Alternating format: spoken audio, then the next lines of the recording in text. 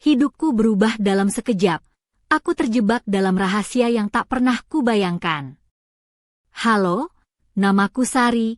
Aku berumur 31 tahun. Aku tinggal di sebuah kota kecil di Jawa Timur, tepatnya di Malang.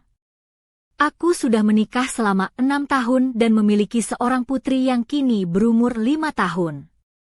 Hidupku sebenarnya biasa saja, seperti kebanyakan perempuan di luar sana yang menjalani kehidupan rumah tangga. Ada hari-hari yang indah dan ada pula yang penuh tantangan. Namun, belakangan ini, aku merasa hidupku mulai berubah secara drastis, dan semuanya bermula dari rasa sepi dan keterasingan dalam rumah tangga sendiri. Sejak menikah, aku berusaha menjalani peran sebagai istri dan ibu dengan baik. Suamiku, Bayu, bekerja sebagai pegawai di sebuah perusahaan swasta di Surabaya. Ia harus berangkat pagi sekali dan pulang larut malam, sehingga kami jarang benar-benar menghabiskan waktu bersama. Kehidupan rumah kami terasa seperti rutinitas yang membosankan. Aku lebih banyak mengurus anak dan rumah sendirian, ditambah lagi ibunya sudah meninggal dan aku hanya tinggal bersama ibu mertuaku yang sudah lanjut usia.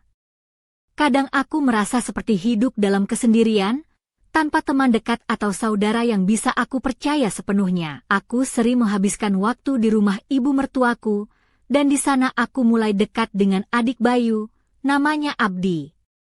Ia 2 tahun lebih muda dari Bayu dan tinggal di dekat situ.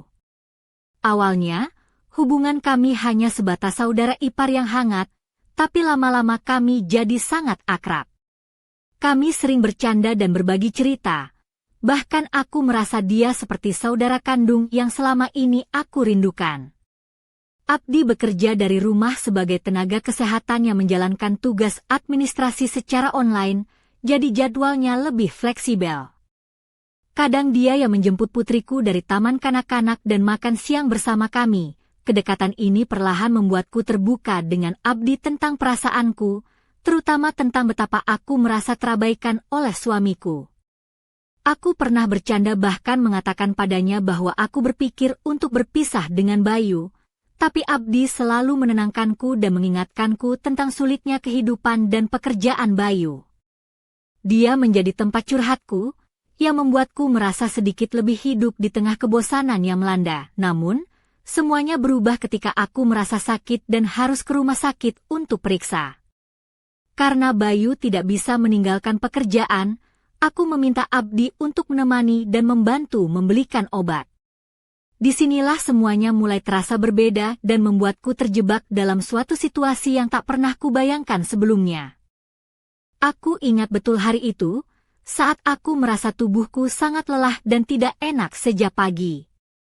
Setelah mengantar putriku ke taman kanak-kanak, aku langsung menghubungi Bayu untuk memberitahu kondisiku dan meminta izin untuk berobat. Namun seperti biasa, Bayu mengatakan bahwa dia tidak bisa meninggalkan pekerjaannya yang padat dan menyuruhku membawa Abdi saja untuk menemani ke rumah sakit. Aku ragu, tapi akhirnya setuju karena memang tidak ada pilihan lain. Abdi datang tepat waktu dan kami berangkat ke rumah sakit di Kota Malang. Saat pemeriksaan, dokter mengatakan aku harus menjalani beberapa suntikan untuk mengatasi infeksi yang mulai menyerang. Aku langsung merasa takut, karena aku memang sangat tidak suka jarum suntik. Aku bertanya apakah ada pengobatan alternatif tanpa suntikan, tapi dokter memastikan bahwa suntikan adalah cara terbaik untuk mempercepat penyembuhan. Setelah selesai diperiksa, aku dan Abdi menuju apotek untuk membeli obat. Abdi yang membayar semua biaya obat dan suntikan tanpa banyak protes. Aku merasa beruntung ada seseorang yang peduli dan siap membantu di saat aku seperti ini.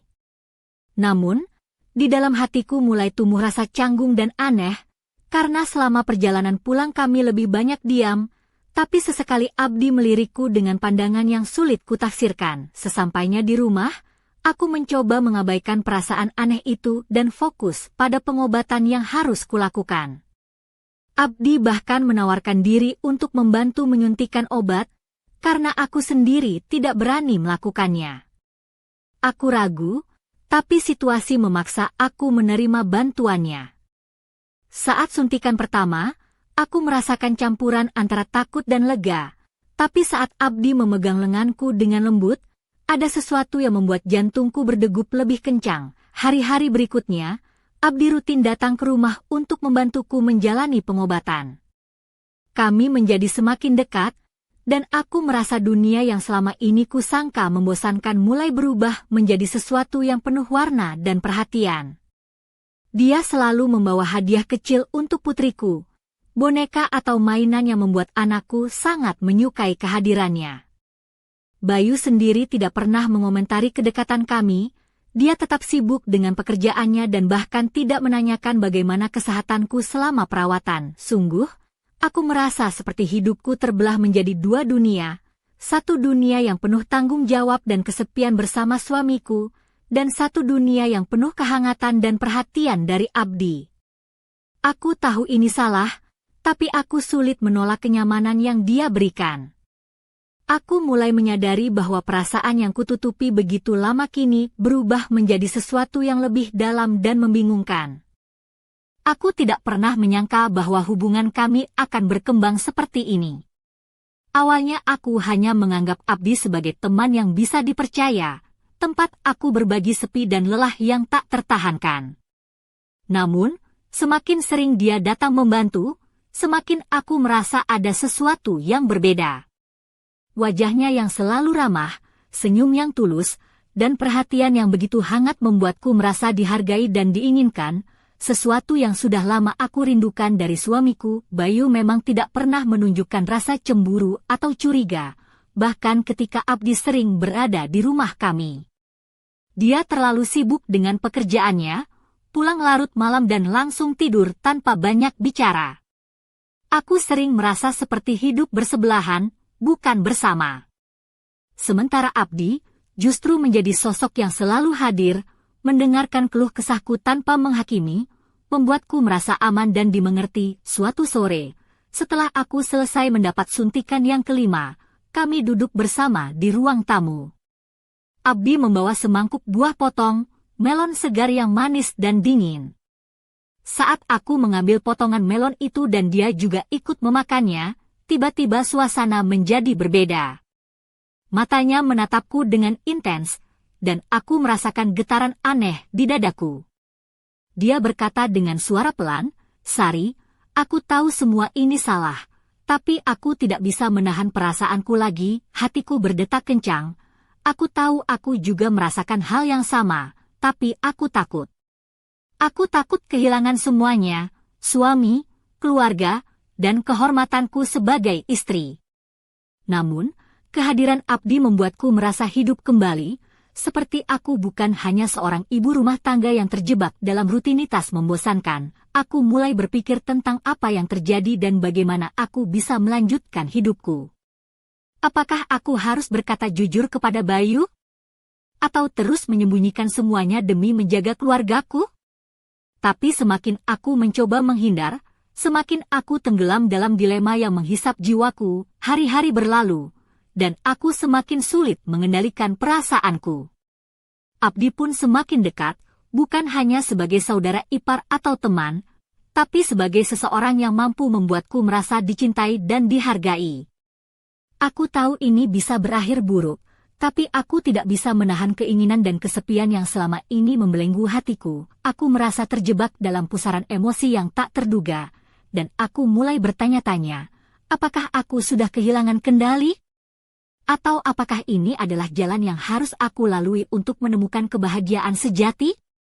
Semua pertanyaan itu menggantung tanpa jawaban, dan aku tahu bahwa hidupku akan berubah selamanya setelah ini. Setelah malam itu, suasana di rumah terasa berbeda. Aku dan Abdi seolah memasuki dunia yang hanya kami berdua yang mengerti, di balik tirai rahasia yang tak boleh diketahui oleh siapapun, terutama Bayu. Setiap kali dia datang, ada getaran yang sulit kujelaskan, campuran antara kegembiraan dan ketakutan. Aku tahu bahwa apa yang kami lakukan salah, tapi aku sulit menolak sentuhan lembut dan tatapan penuh arti darinya. Suatu pagi, aku bangun lebih awal dari biasanya. Bayu sudah berangkat kerja, dan putriku masih tertidur pulas di kamarnya. Abdi sedang duduk di ruang tamu, mengenakan kaos polos warna biru muda dan celana jeans yang membuatnya terlihat santai tapi tetap menarik. Rambutnya yang hitam agak berantakan karena baru bangun, tapi justru itu membuatnya terlihat lebih manusiawi dan dekat. Ia tersenyum saat melihatku masuk. "Selamat pagi, Sari," katanya dengan suara lembut. Aku membalas senyum itu, tapi di dalam hatiku ada gumpalan rasa bersalah yang semakin membesar. Aku mencoba mengalihkan perhatian dengan menyiapkan sarapan, tapi pikiranku terus melayang pada kejadian beberapa hari terakhir saat aku hendak duduk di sofa. Abdi mendekat dan tanpa aku sadari tangannya menyentuh lenganku dengan perlahan. Getaran itu kembali, dan aku menahan napas sejenak. "Aku tahu kamu galau, Sari," katanya pelan. Aku menatap matanya, mencoba menyembunyikan kegelisahan yang ada, tapi aku tahu dia bisa membaca semuanya. "Ini salah, Abdi." Aku menghela napas panjang, aku takut kehilangan semuanya. Aku takut Bayu tahu dan semuanya hancur. Dia mengangguk pelan, lalu berkata, "Aku juga takut. Tapi aku tidak bisa pura-pura tidak merasakan apa-apa." Kami terdiam sejenak, membiarkan keheningan yang berat itu menggantung di antara kami. Rasanya dunia seperti berhenti berputar, dan hanya ada kami berdua dalam ruang kecil itu. Aku tahu, dari sini, jalan yang kami ambil akan membawa konsekuensi besar. Tiba-tiba, ponselku berdering. Pesan masuk dari Bayu, "Aku akan pulang lebih awal hari ini. Jangan lupa siapkan makan malam." Jantungku berdegup kencang. Aku sadar, waktu kami bersama semakin terbatas, dan aku harus segera membuat keputusan. Namun, sebelum aku sempat merespon, pintu depan terbuka. Bayu masuk lebih awal dari biasanya, wajahnya lelah namun ada senyum kecil yang terpancar. Abdi berdiri cepat, menutupi wajahnya dengan ekspresi biasa. Aku berdiri, mencoba menyembunyikan semua perasaan yang berkecamuk. Malam itu, aku merasa seperti berada di ujung tebing. Rahasia kami semakin dekat untuk terungkap, dan aku tak tahu apakah aku siap menghadapi apa yang akan terjadi selanjutnya. Apa yang akan aku lakukan? Akankah aku memilih menjaga keluargaku atau mengikuti kata hati yang selama ini terpendam? Semua itu menjadi teka-teki yang belum terjawab di benakku. Hari-hari berikutnya dipenuhi dengan ketegangan yang tak terlihat tapi sangat terasa di antara kami bertiga. Bayu tetap menjalani rutinitasnya yang padat, pulang larut malam dengan wajah lelah dan tanpa banyak bicara. Aku berusaha menjaga sikap sebaik mungkin, namun hatiku berat menanggung rahasia yang semakin lama semakin membebani. Abdi pun mulai terlihat gelisah, kadang ia datang terlambat atau menghindari tatapanku, seolah ia juga menyadari bahwa situasi kami sudah mencapai batas. Suatu sore, saat aku sedang menyiapkan makan malam di dapur, Bayu datang lebih cepat dari biasanya. Ia membawa setangkai bunga mawar merah yang diambilnya dari toko bunga di dekat kantor. "Untukmu, Sari," katanya sambil tersenyum lelah. Aku menerima bunga itu dengan senyum palsu, berusaha menutupi kebingungan dan rasa bersalah dalam dada. Di saat yang sama, Abdi yang duduk di ruang tamu tampak menahan napas, melihat adegan itu dengan wajah yang sulit kubaca.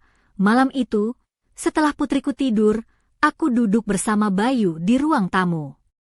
Kami mencoba berbicara, tapi kata-kata terasa berat dan terhambat oleh kesunyian yang panjang. Aku ingin membuka semua yang kurasakan, tapi takut melukai hati suamiku. Bayu sendiri tampak lelah dan hampir menyerah, seolah ada sesuatu yang mengganjal di antara kami. Di tengah kebisuan itu, ponselku bergetar. Sebuah pesan dari Abdi, "Kita perlu bicara, Sari. Ini penting."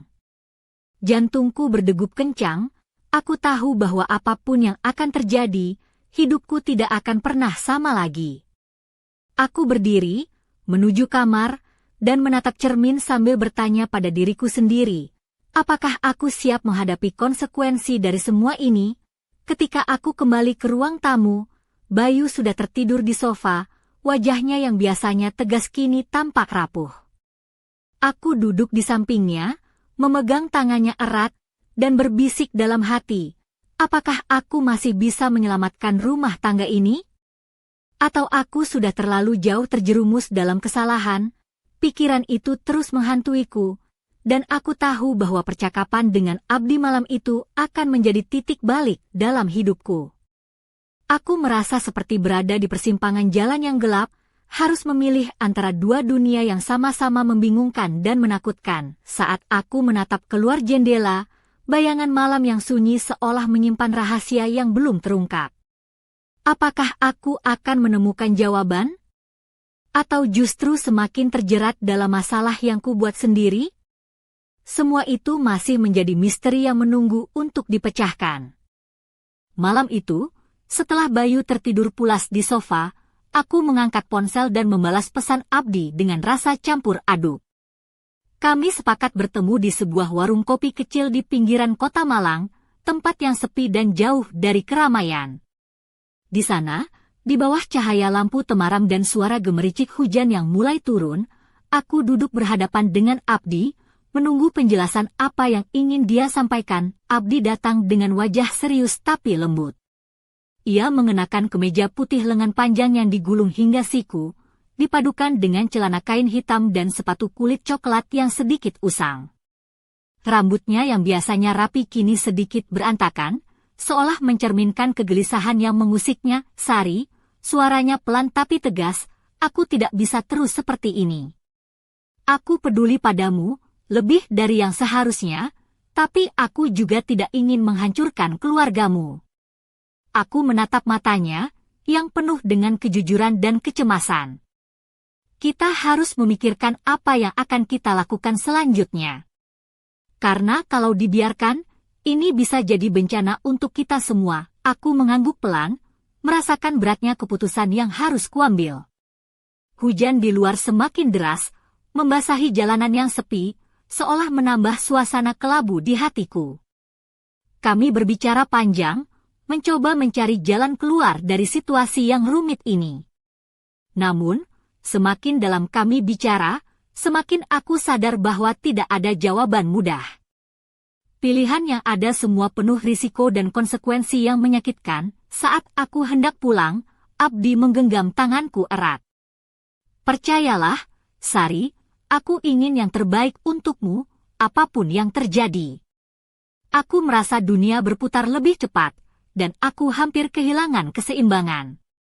Dalam sekejap, aku tahu bahwa malam ini adalah awal dari babak baru dalam hidupku yang penuh dengan ketidakpastian. Ketika aku kembali ke rumah, aku berdiri di depan cermin, menatap wajahku yang kini dipenuhi keraguan dan ketakutan. Di balik semua senyum dan peran sebagai istri dan ibu, ada sisi diriku yang bergejolak dan terombang-ambing antara cinta, kesetiaan, dan keinginan yang tak terucapkan. Aku bertanya pada diriku sendiri, apakah aku mampu menghadapi badai yang akan datang? Atau aku akan tenggelam dalam rahasia yang aku ciptakan sendiri? Jawabannya masih tersembunyi, dan aku hanya bisa menunggu waktu yang akan memperlihatkannya. Hari-hari setelah pertemuan di warung kopi itu, hidupku terasa seperti berjalan di atas tali tipis yang mudah sekali putus kapan saja. Setiap langkah penuh dengan ketegangan dan ketakutan, karena aku terus memikirkan masa depan yang tak pasti. Abdi semakin sering menghubungiku, tapi bukan lagi dengan kata-kata manis atau candaan ringan. Kini, setiap percakapan kami dipenuhi dengan beban dan pertanyaan sulit yang tak kunjung menemukan jawaban. Di rumah, aku berusaha keras menyembunyikan semua kegelisahan ini dari Bayu. Dia tetap seperti biasanya, sibuk dengan pekerjaan dan jarang memperhatikan perubahan kecil yang terjadi padaku.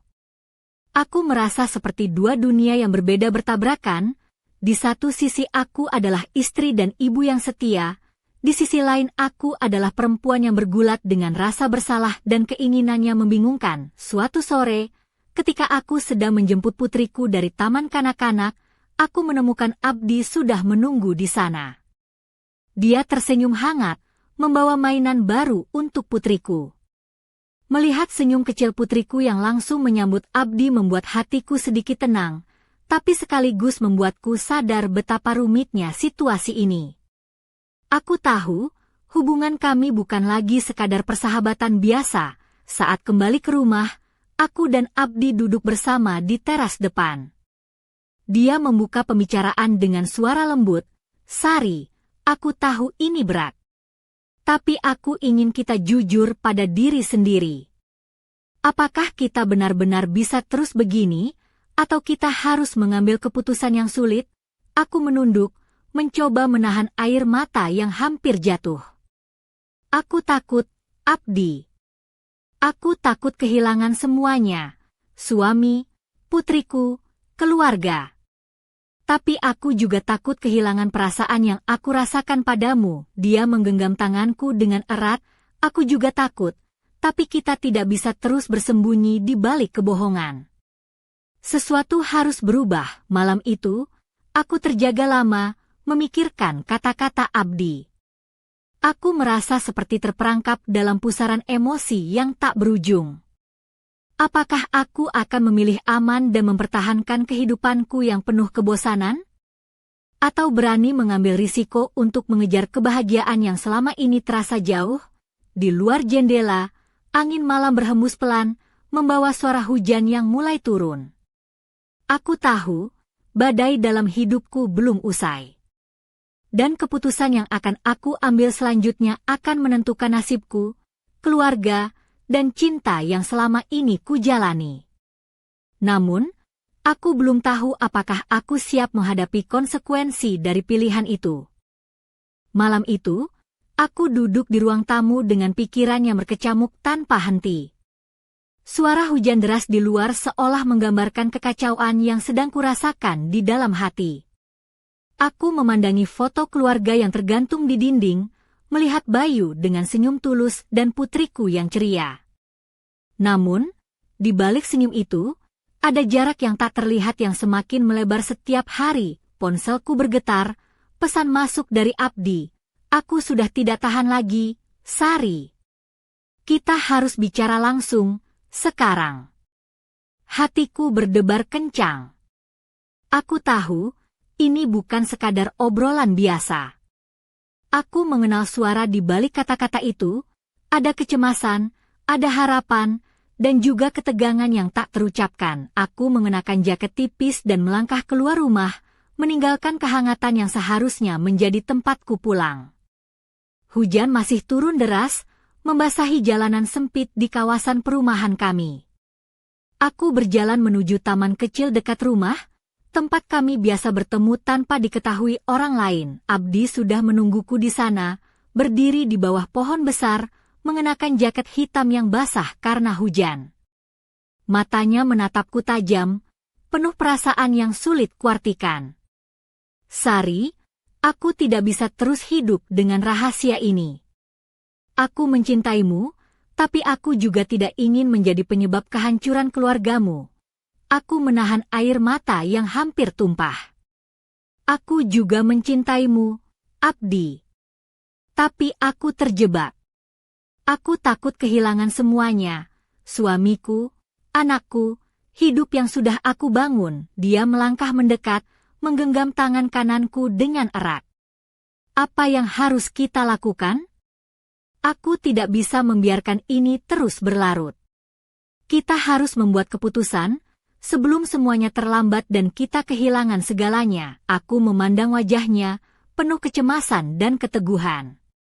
Rasanya seperti dunia di sekeliling kami berhenti berputar. Aku tahu, malam itu adalah titik balik yang akan menentukan masa depan kami. Namun, di balik semua itu, ada satu pertanyaan yang terus menghantui pikiranku. Apakah aku siap menghadapi konsekuensi dari pilihan yang akan aku buat? Langit malam yang gelap dan hujan yang membasahi kami seolah menjadi saksi bisu dari keputusan berat yang harus kuambil. Dan aku tahu, apapun yang terjadi selanjutnya, hidupku tidak akan pernah sama lagi. Pagi berikutnya, aku terbangun dengan rasa berat di dada yang semakin menggumpal. Pikiran tentang pertemuan malam tadi terus berputar tanpa henti, membuatku sulit menggapai ketenangan. Bayu sudah pergi bekerja seperti biasa, meninggalkan rumah yang mulai terasa dingin dan sunyi. Aku duduk di meja makan, menatap secangkir kopi yang mulai mendingin, sambil mencoba mengumpulkan keberanian untuk menghadapi hari yang panjang. Ketika putriku bangun dan berlari ke arahku dengan senyum ceria, aku mencoba menyembunyikan segala kegelisahan yang kurasakan. Dia adalah alasan terbesarku untuk tetap bertahan, untuk terus berjuang meski hatiku hancur berkeping-keping. Namun, di balik senyum polosnya, aku merasa bersalah karena aku menyimpan rahasia yang bisa menghancurkan segalanya. Siang itu, aku menerima telepon dari Abdi. Suaranya terdengar lebih tegas dan serius daripada biasanya. Sari, aku sudah berbicara dengan seseorang yang bisa membantu kita. Ada cara agar kita bisa menyelesaikan semua ini tanpa harus menyakiti siapapun. Aku merasa sedikit lega, tapi juga takut. Aku bertanya-tanya, apa sebenarnya yang dia maksud dan bagaimana rencananya. Kami bertemu di sebuah kafe kecil yang tersembunyi di pusat kota. Abdi datang dengan ekspresi penuh harap dan sedikit gugup. Dia berbicara tentang sebuah solusi yang bisa membuatku bebas dari beban ini, tapi aku tahu setiap jalan keluar pasti punya harga yang harus dibayar. Aku mendengarkan dengan seksama, mencoba menilai apakah aku siap untuk mengambil risiko sebesar itu. Sementara itu, Bayu masih menjalani rutinitasnya tanpa sadar akan badai yang sedang melanda rumah tangga kami. Aku mulai merasa semakin terasing di rumah sendiri, seperti seorang tamu yang tidak diinginkan. Setiap malam aku berbaring di sampingnya, merasakan jarak yang tak terlihat tapi sangat nyata. Malam itu, aku menatap langit-langit kamar dengan mata yang sulit terpejam. Pikiran tentang Abdi, Bayu, dan masa depan yang suram terus mengusik. Aku tahu, keputusan yang akan aku ambil bukan hanya soal diriku, tapi juga tentang cinta, pengkhianatan, dan pengorbanan yang tak terelakkan. Dalam keheningan malam, aku bertanya pada diri sendiri, apakah aku cukup kuat untuk menanggung semua ini? Apakah aku akan memilih jalan yang benar, ataukah aku akan terjerumus lebih dalam ke dalam jurang yang tak berujung? Jawabannya masih tersembunyi, menunggu saat yang tepat untuk terungkap. Hari berikutnya terasa begitu berat bagiku. Setelah pertemuan dengan Abdi di kafe kecil itu, aku pulang dengan pikiran yang berputar tak berujung. Abdi menyarankan sebuah jalan keluar yang katanya bisa meringankan bebanku, tapi aku masih ragu apakah aku siap mengambil langkah besar itu. Di rumah, suasana tetap sama. Sepi dan penuh jarak antara aku dan Bayu. Aku mencoba menjalani hari seperti biasa, mengurus putriku dan melakukan pekerjaan rumah. Namun, hatiku terasa kosong dan lelah. Bayu tetap fokus pada pekerjaannya, pulang larut malam tanpa banyak bicara. Kadang aku merasa dia seperti orang asing yang hanya berbagi tempat tidur denganku, bukan suami yang dulu aku kenal. Suatu sore, saat aku sedang menjemput putriku dari taman kanak-kanak, aku melihat Abdi menunggu di sana dengan senyum hangat dan sebuah kotak kecil berwarna merah.